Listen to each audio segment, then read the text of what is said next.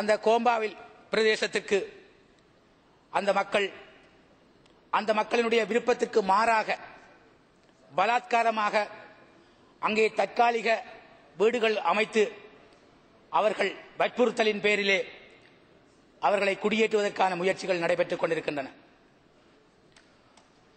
அந்த மக்களினுடைய சொந்த கிராமங்களிலே விட்டு அந்த பூர்வீகமாக வாழ்ந்த அந்த பிரதேசங்களை விட்டு இன்று இந்த அரசாங்கம் எடுக்கின்ற இந்த முயற்சியை நாங்கள் நிச்சயமாக ஏற்றுக்கொள்ள முடியாது. இந்த இறுதி யுத்தம் நடைபெற்றுக் கொண்டிருந்த வேளையிலே அரசாங்கத்தால் கூறப்பட்டது, இது ஒரு சமாதானத்திற்கான யுத்தம், இது ஒரு மனிதாபிமான நடவடிக்கை என்று எல்லாம் கூறப்பட்டது. ஆனால் இன்று அந்த மக்கள் சுமார் 2 வருடங்களாகியும் கூட தங்களுடைய சொந்த நிலங்களிலே சொந்த இடங்களிலே மீள் குடியேற முடியாத ஒரு நிலைமை இருக்கின்றது என்று சொன்னால் இது உண்மையிலேயே மனிதாபிமான நடவடிக்கையா அல்லது சமாதானத்துக்கான யுத்தமா என்று நாங்கள் கேள்வி எழுப்ப விரும்புகின்றோம். அவர்களுடைய சொந்த இடங்களிலே அவர்களுடைய சொந்த மண்ணை பறித்தெடுத்து அந்த கிராமங்களை அது பாதுகாப்பு படையினர் வாழுகின்ற ஒரு பிரதேசமாக மாற்றுவதற்கு நீங்கள் எடுக்கின்ற இந்த முடிவுகளை நிச்சயமாக நாங்கள் ஏற்றுக்கொள்ளப் போவதில்லை.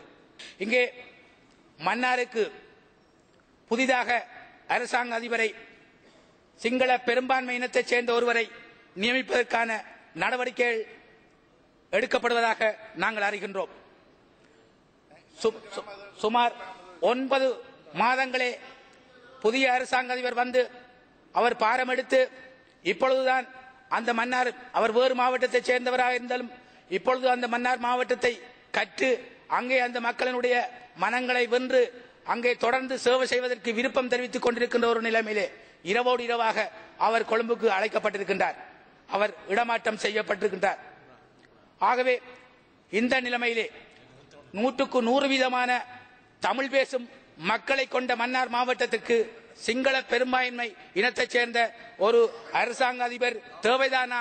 இதற்கும் அமைச்சர்கள்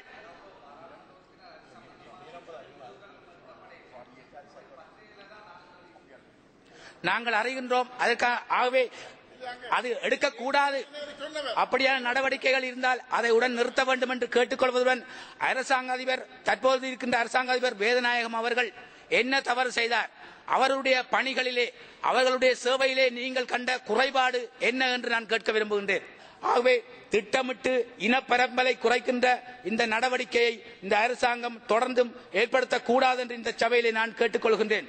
உண்மையிலே தேசிய நல்லிணக்கம் அல்லது ஒரு இன நல்லிணக்கம் உருவாக வேண்டுமாக இருந்தால் இந்த ஒட்டுமொத்த இலங்கை நாட்டிலே அமைதி நிரந்தரமான ஒரு அமைதி ஏற்பட வேண்டுமாக இருந்தால் இப்படியான திட்டமிட்ட நடவடிக்கைகளை குறைத்துக் கொண்டு இல்லாமல் செய்து அங்குள்ள மக்கள் நிம்மதியாக வாழ்வதற்கான ஏற்பாடுகளை செய்து கொடுக்க வேண்டும் என்று கூறி விடைபெறுகின்றனர்.